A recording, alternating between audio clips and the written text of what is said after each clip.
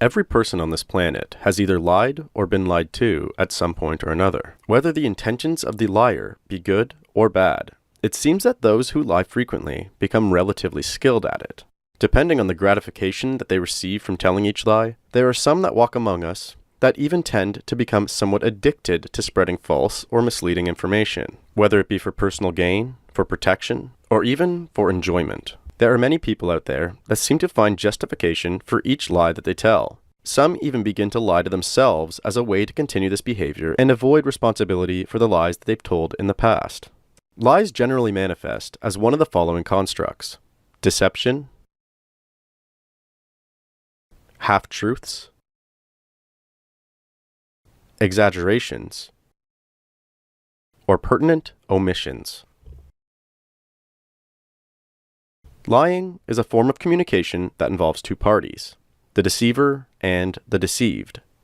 The deceiver has the intention of communicating false or incorrect information or impressions as if they are correct or truthful, while the deceived is unknowingly participating in some way, accepting this false information or impression due to either apathy, ignorance, bias, or overconfidence.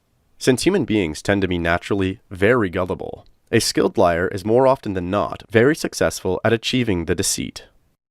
Since there is virtually no technique or advanced form of technology that has the ability to determine whether or not a person is telling a lie, at least with reliable enough accuracy, one of the most effective ways of confronting a person in the process of lying is with overwhelming facts or evidence against them. Although there are definitely some people out there that have an advanced form of pathological lying and may never come clean regardless of the amount of quality proof you have against them, there is also some people that may be more sensitive to these techniques than others, especially if these techniques are executed with extreme professionalism.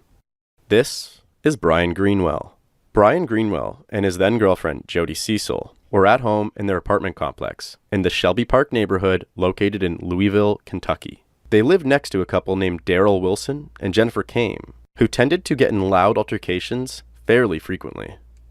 On May 13th, 2016, the bodies of both Daryl Wilson and Jennifer Kame were discovered with multiple gunshot wounds to the head. Over the following 2 months, law enforcement began to have increased suspicions towards Bryan and Jody. Bryan's paranoia intensified, and a series of events transpired which eventually led to the arrest and interrogation of the two. These events will all be explained during this interrogation. So, let's get started.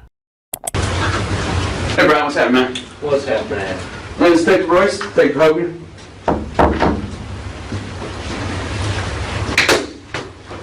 And sorry it took me a little while to get over here. I was finishing up talking to Jody. Jody? Mm-hmm. How's she doing? She's a little upset. About what? And that's what we're here talking about. She's a little upset. I will tell you that I'm trying to remember her exact words, but it was more along the lines of, tell him I don't want him to be scared and to talk to us. Anything else along that? Because I want to go talk to him. I said, I can't let you do that. I said, I may be able to let you do a recorded statement or write a note, but... So did you do one now? I have a recording. I also have another recording that I'd like you to view as well. But I can't ask you any questions yet because you're in custody for something else. I don't know. I know it's some kind of dope charge. I know you had some stuff there. So before I actually ask you anything or tell you or show you anything, I need to read you your rights. You had those read before, correct? No. You've never had your rights read? No. Okay. Let's go through that. I mean, when I was younger, yeah. Right. Well, I mean, you know what I'm talking about. I know what you're talking about. about. Well, I'm going to go through this because, like I said, I brought a picture of your kiddos. I gave her a picture of them too.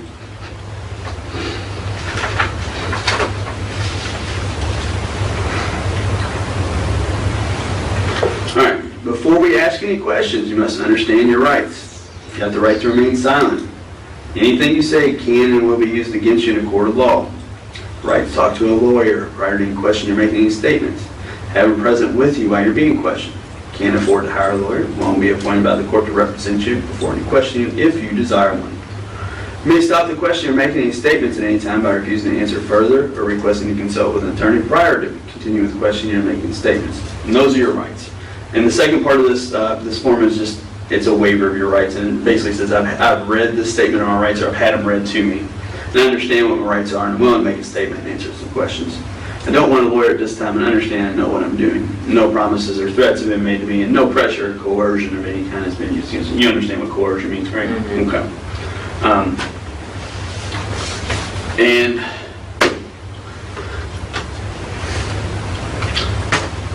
I'm guessing you might have an idea of what, you don't have an idea of what you might want to talk to me about, or what I want to talk to you about.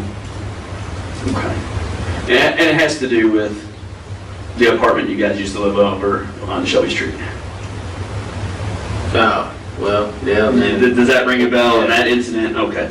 What do you know about that incident? As far as I know, that was supposed to have been us, as far as my understanding. Because the guy, Terry Payne, that he was supposed to send somebody over there to talk to us or something like that. I don't know, because they used to have deals. Well, I mean, I know the guy too, you know. They used to have dealings or something like that. And I'm not even sure if it's him, you know what I'm saying? I'm just going by what I've heard. That he got ripped off for some dope a few times. He got upset about it, and the only reason why he wouldn't come confront her by herself, you know what I'm saying, because of me. But she never ripped him off for no dope anyways. It wasn't her. You know, it was... So it was geared towards Jody, is what you're telling me? Yes. And as far as I know, that somebody was supposed to send some people from Chicago, some black dudes. He said it's not about the money now, it's not about the dope, it's about the principle. And Terry Payne told me this, and I told him, I said, well, you better go back and tell them, you're right, it's not about no money, it's not about no principle. If anybody comes fucking around with my fiance, then that pulls me, you know what I'm saying, I'm involved. And he said, well, it's already too late, the call's been made, and that some people from, what do you say, New Orleans or something like that, fucking Louisiana's up here looking for her. And that's when I noticed that it started being followed. And I'm like, hold up, you know, maybe this shit's true. Because I've been thinking it's all, you know how people talk and you just try to scare somebody. And I kept noticing people follow me, and I kept noticing people follow me, and I'm like, hold the fuck up, hold, you know.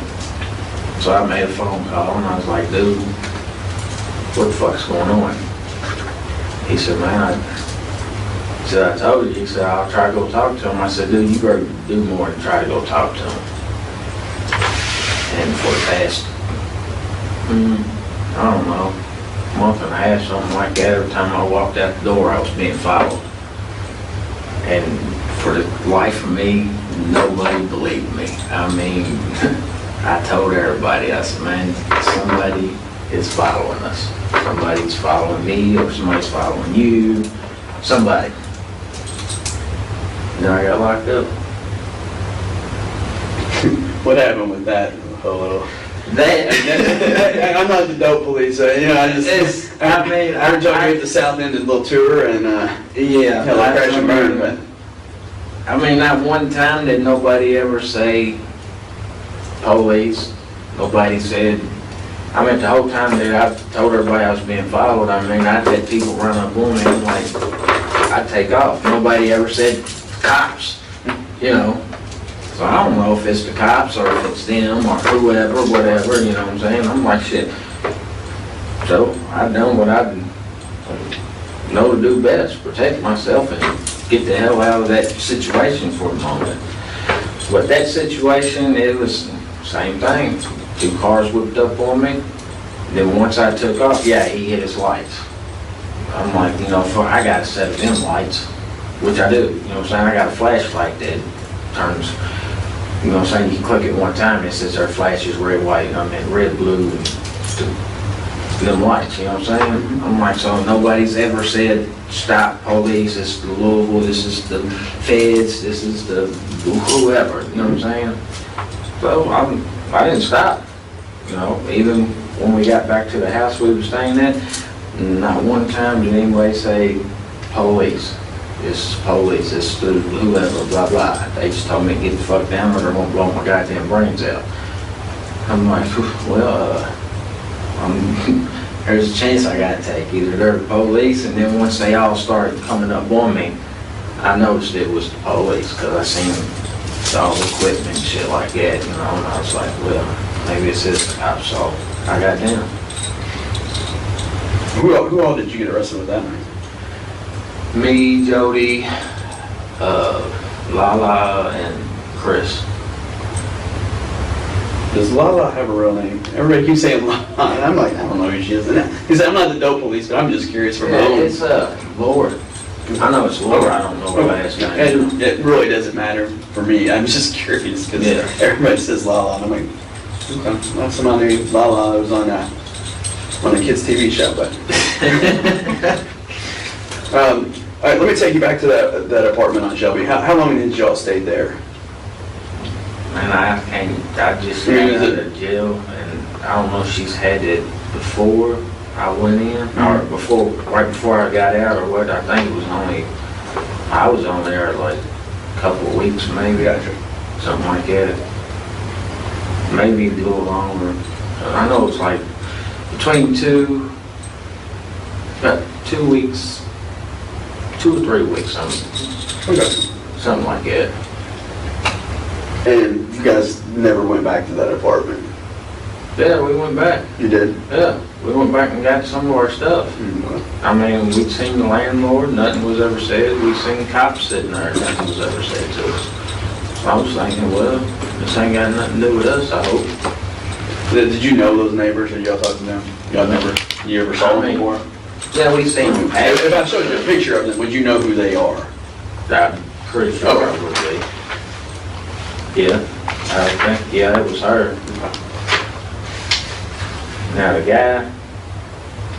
Now this is a little bit older picture. I think he had probably just gotten out of jail and his hair may have been a lot longer. Yeah, if you put long hair on, it looks like him. Up until this point, the investigator has actively been building rapport with Bryan, engaging in questioning while keeping the pressure off of the crime at hand. Even in this moment, the investigator has subtly switched between asking questions regarding a drug charge to now having Bryan confirm his familiarity with the victims of the shooting. It's at this moment that the interrogator begins to focus more on the shooting, while the pressure on Bryan would likely be causing him to grow increasingly more nervous. And y'all didn't have any interaction with them? No, other than, passing through the hallways, or it was just, I think it was what, 1, 2 apartments? Yeah, it's just 2. Yeah. Because the front room, it was like a little storage or something like that. Right. And the back room was supposedly where he stored all his stuff for, I guess, the strip clubs that he owned or something. I don't know. Mm-hmm. Yeah, he owns a couple strip clubs, you're right. All right. What do you actually know about what happened over there? What have you heard? What do you know? I just heard that somebody got shot, got killed or something like that. And then we stayed away for a couple of days, because that's when I found out that supposedly they was there for her and us, you know what I'm saying? They was supposed to be us, so I was like, we made the decision, to stay away for a couple of days, because, hell, if somebody wanted to talk to her, landlord knew her phone number, knew her cell phone, knew her name, everything else. Nobody ever tried to contact us. At least as far as I know, nobody ever tried to contact us. Which, the house, the apartment wasn't even, it was her apartment. Mm-hmm. Wasn't in my name or nothing like that, so.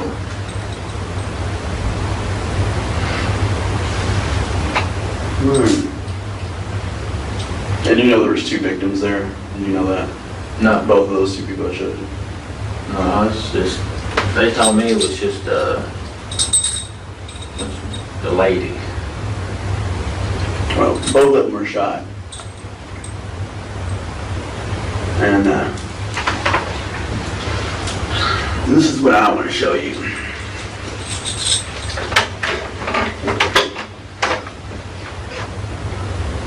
He didn't die. Do you know your neighbors that live next door?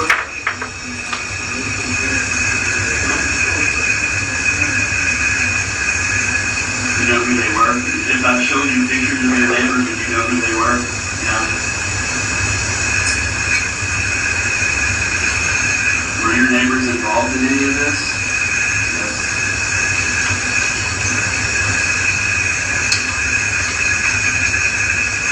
You recognize her? Is that Jody? Is that your neighbor?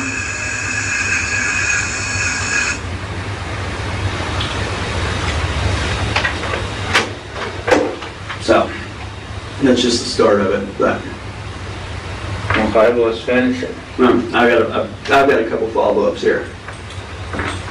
Okay. When I showed Jody this, she lost it. She lost it like, Ball and crying, broke down. let me guess, said that we done it. She did. Well, And before, and I'm going to tell you the same thing I told her.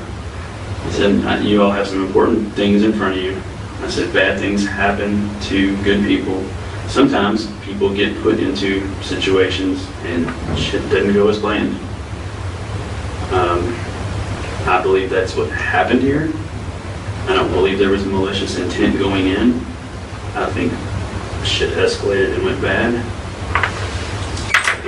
And I told her I wanted to help her try to get to the good side of this, to not paint her into a negative light on it. And I said, I told her, I said, I will give you that same opportunity and tell you the same things, and I've told you both the exact same things. And that's how I want to present it. I don't bullshit people, I'll tell you what I got. I mean, fair enough. I've got a living victim who put you there.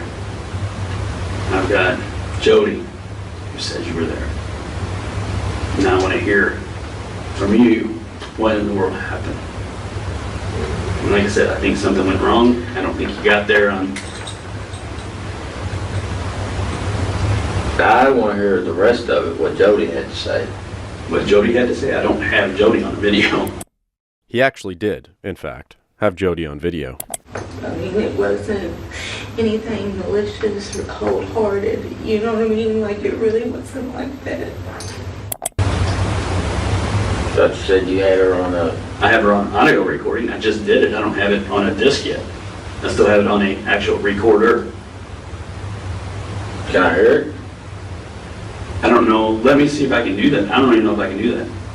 I mean, it's on this recorder that's in my pocket right now, the same one that I'm having on right now. Well, let's find out if we can do it. Because, I mean... Is that gonna change what? No, I mean, I want to I'm know. not gonna play it. Bullshit. Yeah, well, I'm not gonna play it word for word so you can mirror your story off of her. I don't. I've been doing this a little longer. Yeah, I don't expect you to do that either. But I would do like to know what she's saying, what she's. I can give you the details of, I guess the general of what she said is that, and he goes on to say it as well, that they were involved in a domestic situation. Apparently, he might have been getting the best of her. She came over for help.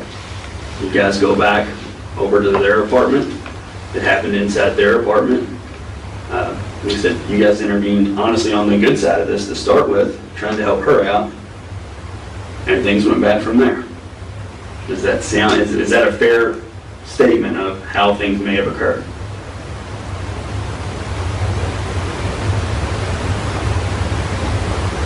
No, I mean, It's not. no, because I had no. Yeah, I know these people. I don't know them personally. You know what I'm saying? I know them from that apartment. And yes, we did go over there, but that's it. I mean, hell, if you fingerprint the place, you can find my fingerprints on a couple of things. That's where I walked in the room. Mm-hmm. I kind of picked some stuff up, you know, it was laying everywhere, and I was like, you know, here. I mean, other than that,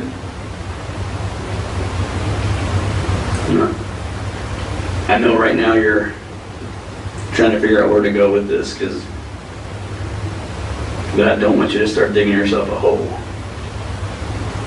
no, what y'all want me to do is commit, you know, saying. Oh, I don't need you y'all. to. I don't need you to.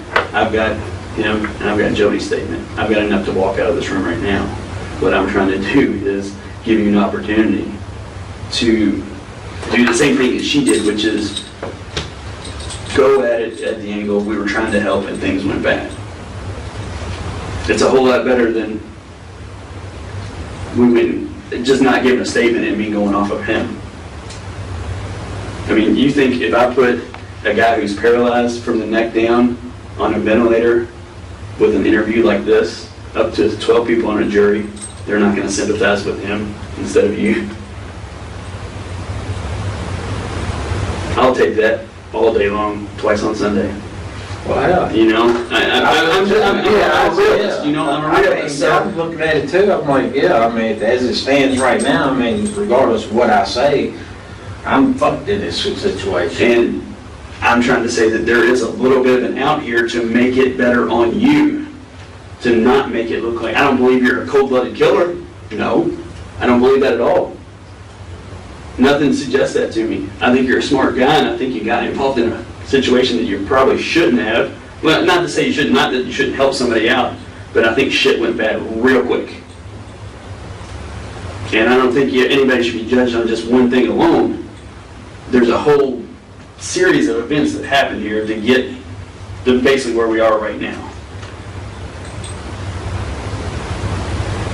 And I just want you to, you know, think about a lot of different things. And I know I'm throwing a lot at you at one time, you know, and I can't say I understand where you're at right now because I haven't been there, but I can empathize with you.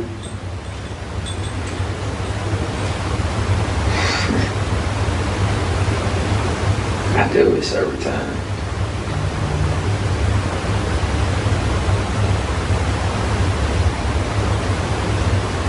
What do you mean you do this every time? I always try to protect everybody. You shut that recorder off for a minute so I can ask you a question. With this, yeah. And the one in there.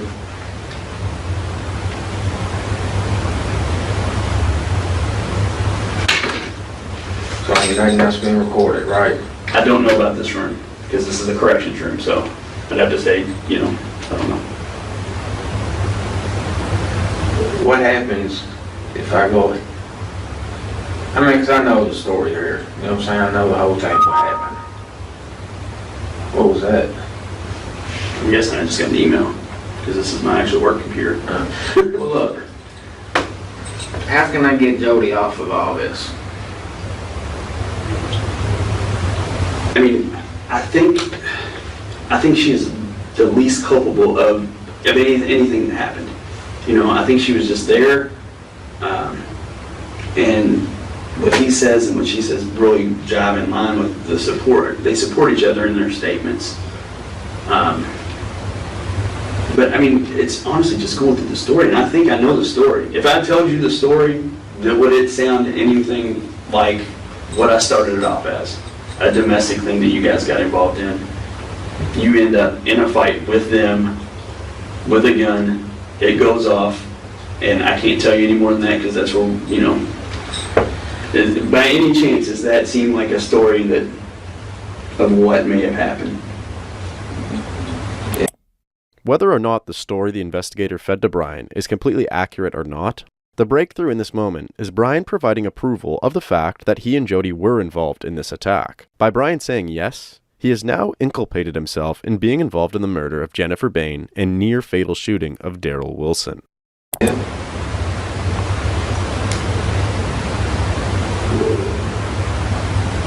And see, we can work with that because the beginning part of it changes a lot. There's a difference between you going in and saying, I'm going to kill somebody, and you going in, I'm trying to help somebody, and then shit goes bad. That's way different things there that we're talking about.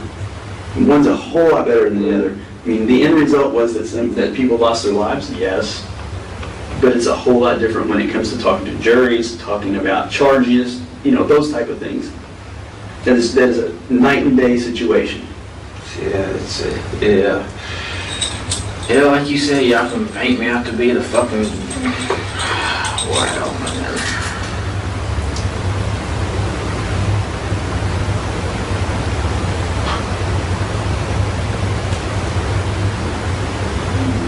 I mean, as it stands right now, with just them two saying that shit, y'all got enough evidence to convict me on anything. And that's what I'm not going to bullshit you. I told you that. I said I got enough right now. I can walk out of the room.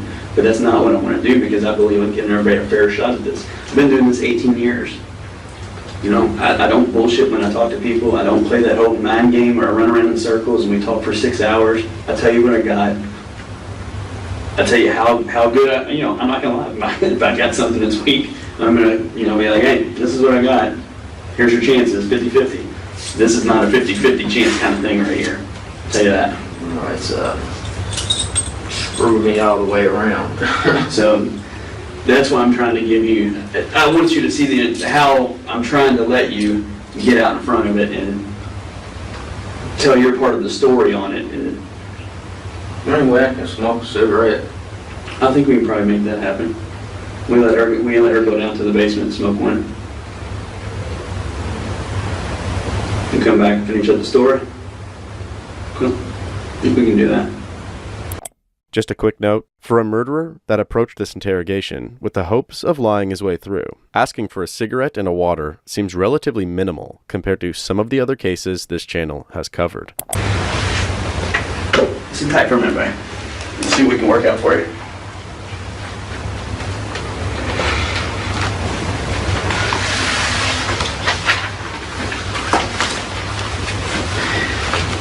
Look, regardless of what happens, man, y'all can't.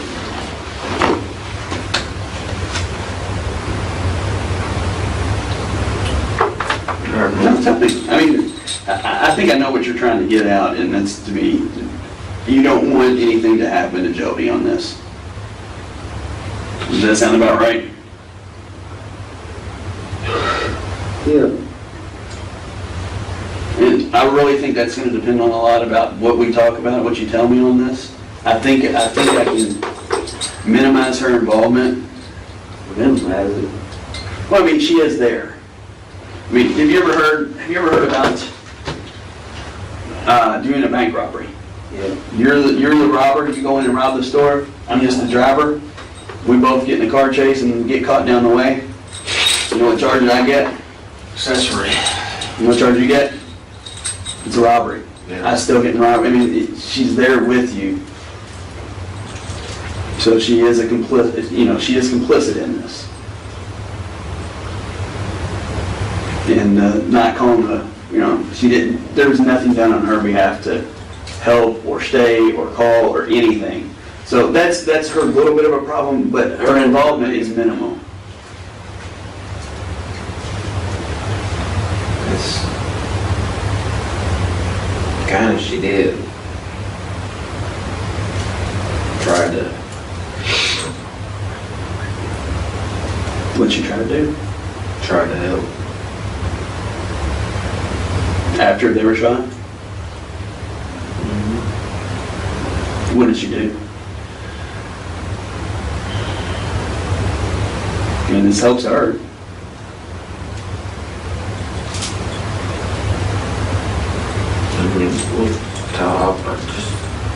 We'll talk about it all here in a second. Okay. Let me calm down. Okay. I'll give you some time. Get your stuff in order. I'll see about setting up that cigarette. I appreciate it. Thank you. Okay. All right. Got mine. You want to get your mouse? Grab some water or something. Hang it up. Yeah. I'll get you some.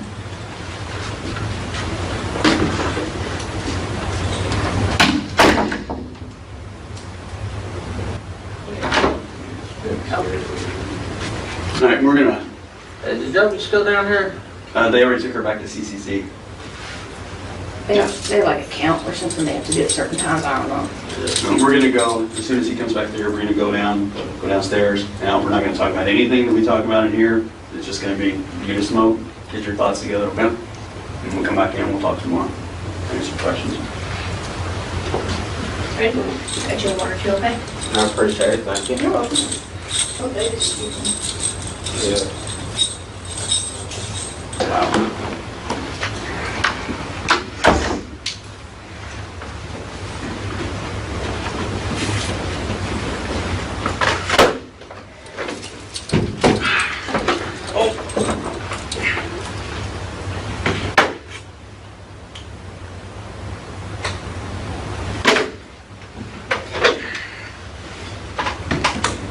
Shoot it to me, right here.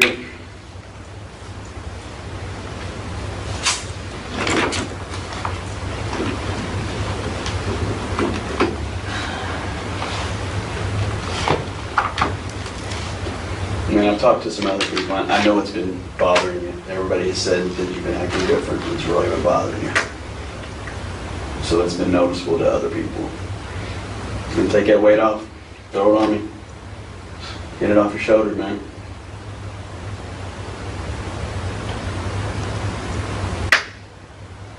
I mean, you ain't gonna try hitting me with no fucking death penalty or nothing. No, there's no aggravating circumstances. And we're gonna try to get this done as quick as possible. Yeah, Cause I'm, to be honest with you, I can't sit in that jail. I understand. Jody didn't have nothing to do with it. And she did try to get help in there. I mean, I even tried with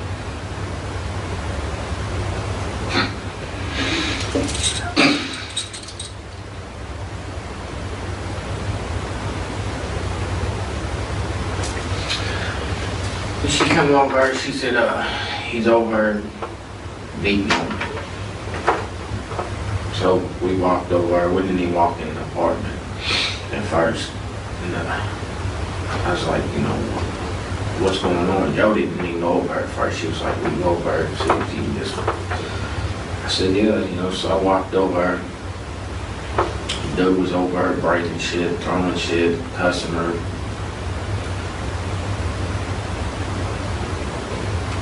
All three of us were standing outside, even as the girl was standing outside, you know what I'm saying? I was like, look, just leave or come over here or do something, you know what I'm saying? Just, if you want to let it go and call the cops. She went back inside, he grabbed hold of her or something like that, and that's, Jody was like, you know, you gotta help her, because I guess her deformity or something like that. So I walked in there and I separated them and this and that, and that's when, to be honest with you, I can't even remember how the gun came into play, for real. Well, we started kind of wrestling around and the gun went off.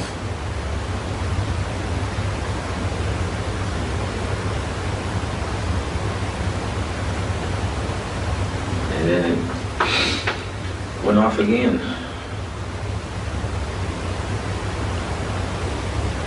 I mean, that's, How many times do you think it went off? honestly, man, I don't even know.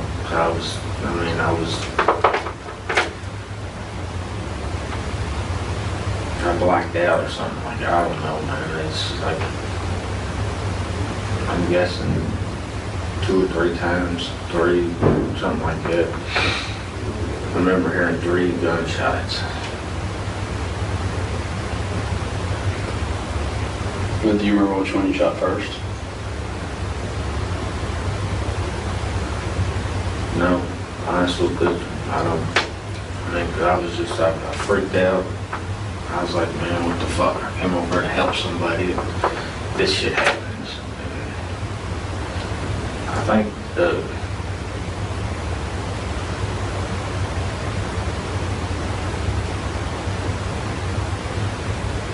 I know it went off once. I'm thinking she got hit first, I'm not for sure. And then me and him was still struggling, and it went off again. I do remember it. And that's when he fell on the bed, and I didn't know what to do. I mean, I went over, I didn't, like you said, there wasn't no intention of going over, no malice intended or nothing like that, you know.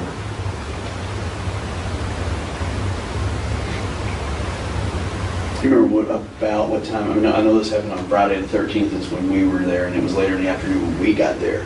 But when do you think this might have happened? Was it on that Friday? Because if I'm not mistaken, she was supposed to start that new job Friday morning at noon. Does that sound right? Do you know that? Jody knew that. That's why I didn't. I don't know. Okay. I mean, and after it was all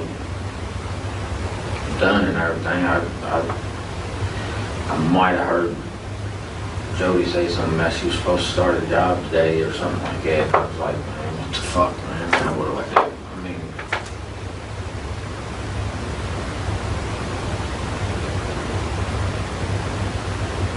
I mean, we was both like, you know, what do we do? Didn't either one of us know what to do. She was like, let's call the cops. Because like you said, I mean, we went over our intentions of helping, not hurting somebody, you know.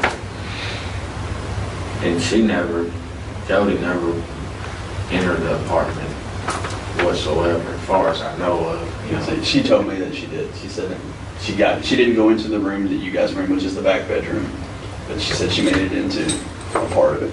But you said she tried to help him afterwards, so. I mean, she was like, I mean, it doesn't matter to me. If she came in, that's attempting to render it. If she came in, that's fine. It's not, that doesn't get you in trouble. That makes you a normal human being that wants to come in and maybe try to help. yeah, I mean, we was both, you know, saying, she was like, you know, saying,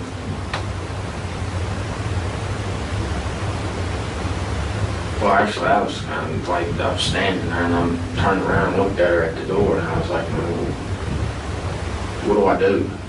You know, because I didn't know. And I mean, until this day, I still can't tell you exactly from start to finish what happened, you know what I'm saying? I just know that I was the one standing in the room while both of them was laying there. And Jody was like, you know, are you going to check them? Are they still breathing, or are they whatever, you know what I'm saying? I was like, man, I don't know. How do you check to see if somebody's, you know, I don't know none of that. I've been in that situation before. Yeah. And I do know that I'm not for sure if the landlord called or if Jody called the landlord or what. I'm not for sure. But I do remember hearing her say the landlord called, or the landlord's wife or something like that, saying something about she was going to come by and cop some dope from them or something. I'm like, fuck, that's even greater now. Now we're going to look like we fucking went there to rob them or something, which that wasn't the case. I mean, nothing was took, nothing like that. And I was like, man, I just didn't know what to do. I mean, I still don't know what to do. I mean, I don't know. What happened to the gun? What did you do with the gun? Destroyed it. Melted it down. You melted it down. How'd you do that? I mean, that takes a lot of heat. Yeah, I know. And well, actually, the gun didn't get melted down. It got took apart, and the barrel got melted down. I was like, man, so I gave the gun back to the person that owned it, you know what I'm saying? He just let me borrow it. And I can't tell you his name, man, because I don't want to give him. So did you destroy it, or did you give it back to the guy? No, I took it apart. Most of the gun went back. I mean, don't bullshit me. I mean, it's not. That's not a big issue there. You may have noticed this investigator's incredible ability to downplay each of Bryan's admissions. Although Bryan has just fully admitted to another felony, which is the crime of tampering with physical evidence, this officer's constant reassurance that this is not a big issue seems to provoke more and more information from Bryan, which again inculpates himself even further. Also, the reason Bryan is claiming the gun was borrowed and not his own is due to another felony, which is the possession of a handgun by an already convicted felon.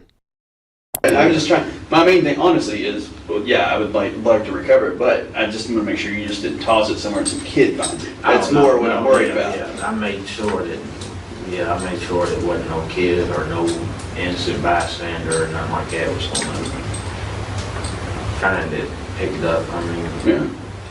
What model was it?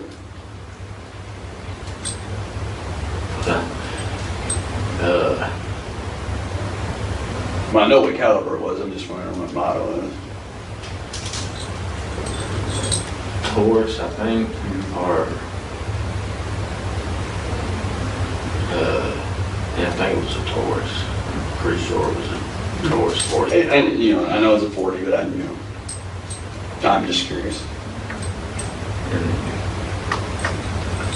I mean, honestly, I tried blocking it out, but You can't block something like that out, man. And if you try to, it's going to eventually come back out and it's going to eat and eat and eat. And I mean, I can tell how upset you are.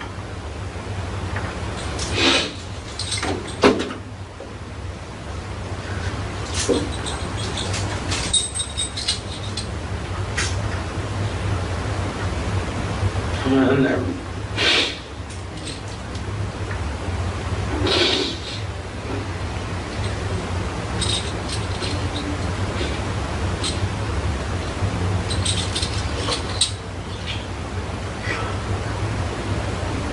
I never meant for none of this to happen.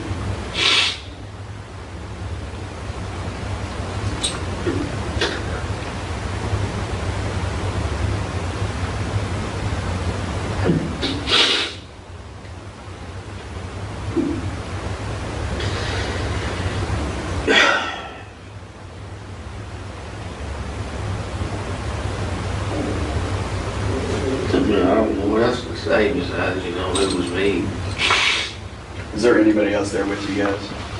Nobody else?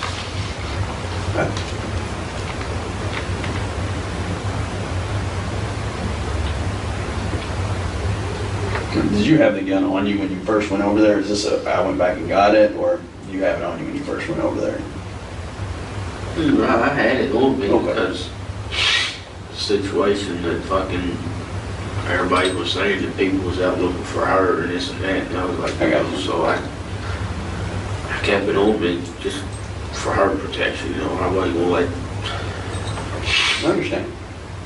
Now, did you said you didn't take anything from the scene at all? Okay.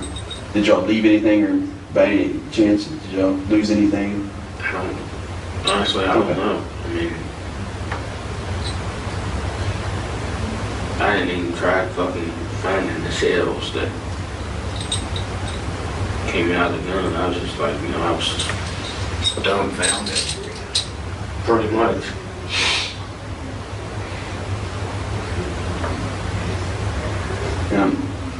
I know this happened in the back bedroom. Were they fighting in the back bedroom and you got in the middle of it, or did you and him got in a fight in the back bedroom? I just want to be clear about it. Well, they was fighting. First, we was all standing outside in the hallway. And we're talking about physical fight, not arguing. Yeah, they We're was talking about physical fighting. And I was like, that's when Jody said, Bryan, you gotta help her, That's when I went in there. And then everything just happened so fast, and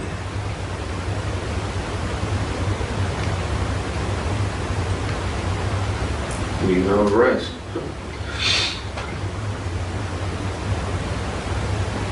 But she did try to help him. I didn't know what to do to help him. I freaked out. I still freak out.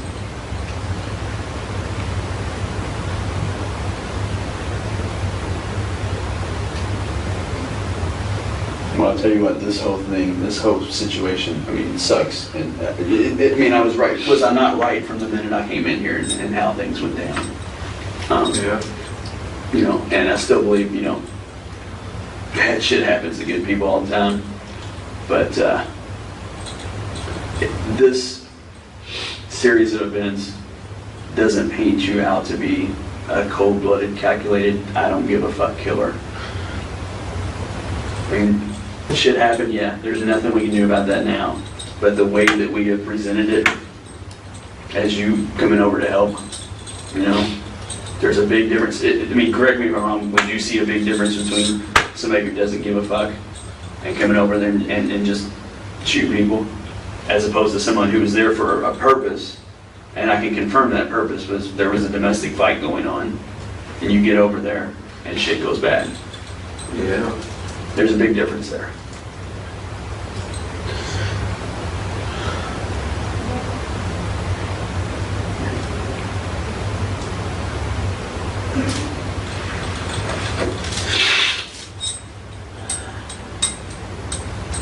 Yeah, that's a big difference.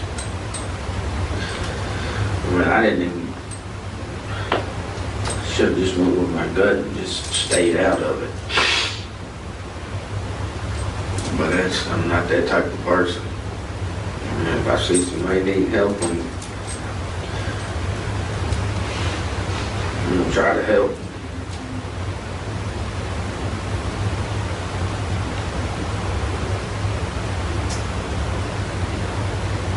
I'm gonna let you take this picture with you too. I don't know if you have any of your kids with you.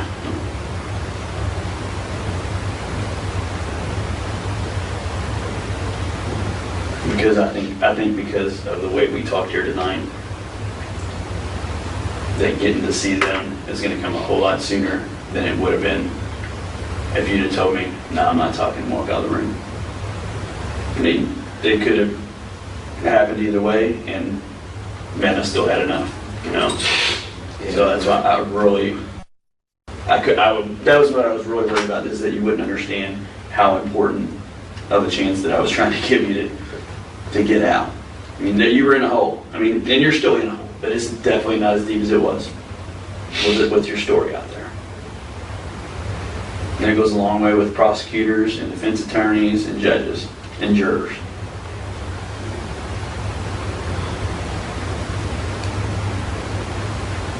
So we gotta look at it as it's a bump in your road. That bump was sitting back on the backside and you hadn't crossed it yet. Now we're across it. Now we're gonna figure out from here where we're gonna go. You're gonna get your life back on track. That sounds like a good plan here. That's how I wanted. Well, there's nothing but future in front of you now. You know me wrong. We're gonna take a little bit of it here, but it ain't all of it. And what you do with the rest of it is up to you. And I'll never see the daylight again. I see people I talk to have heard you say that, and I disagree with that.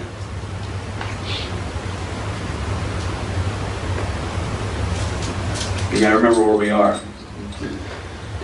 We're in Louisville here. Harris County tends to be a little bit more lenient, a little bit more liberal here. I hope so. And you've done yourself big time favors here. You know, you've done the best you can for yourself with the situation you're in.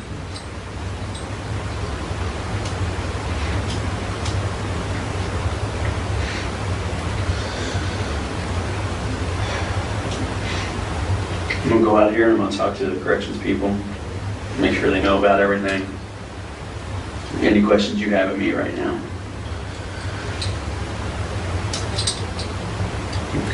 Do you have anything?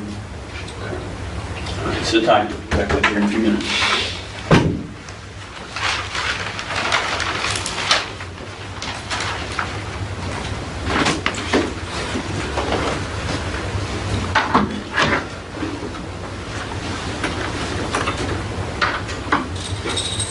The trial began nearly 2 years later, on May 21st, 2018, and ended later that month on May 25th, 2018. The jury recommended that Bryan spend his life in prison, while Jody spend 20 years as well as an additional 10 years for trafficking methamphetamine. During the trial, many newly discovered facts were presented. The handgun Bryan used was later located by law enforcement in a pond in Jefferson Memorial Forest. The magazine was also discovered in the same pond, separated from the gun. Jennifer was found to have been shot in the head 3 times. One bullet entered just below her left earlobe, and an examiner went on to testify that the gun must have been very close to her when fired, with an estimation between 1 centimeter and up to a maximum of 36 inches away. A second bullet entered just below her left eye and traveled down from left to right and exited the right side of her neck. This wound also demonstrated that the gun was fired between 1 centimeter and 36 inches away. A third bullet entered the left side of her skull, slightly above her ear, and traveled down from left to right and exited through her right cheek. The same examiner testified that this wound had no evidence of stippling or soot and was therefore fired from an intermediate distance, but he noted that hair can sometimes absorb gunpowder. This examiner also stated that the bullet that hit Jennifer just under the left eye would not have been fatal, but both of the other wounds would have likely caused immediate death. He also stated that Jennifer had no other injuries indicating that she was recently involved in some type of physical altercation with Daryl. The bullet that struck Daryl entered the back left top of his head, traveled left to right downwards, slightly front to back. It stopped at the top right back of his head, where it became lodged. The doctor that examined Daryl could not say certainly what distance this bullet was fired from. However, the wound could have been fired from an intermediate distance of about 48 inches or less. Because of the path this bullet took, this bullet had to have been fired from above Daryl's head. Daryl amazingly survived this attack. And although many medical professionals believe that he would be paralyzed from the neck down, he has regained many of his motor functions, leading to a nearly full recovery. Luckily for Daryl, his girlfriend Jennifer was expected to begin a new job the morning after the shootings took place. Due to this, Jennifer's friend and coworker came to the house to check on Jennifer when she was not responding to his phone calls or text messages. When he noticed the door was unlocked, he entered the apartment where he found both Daryl and Jennifer laying in blood. Before he had a chance to dial 911, he noticed Daryl gasp for air and immediately notified the emergency department. These discoveries saved Daryl's life. Daryl recovered enough by trial to testify against the two.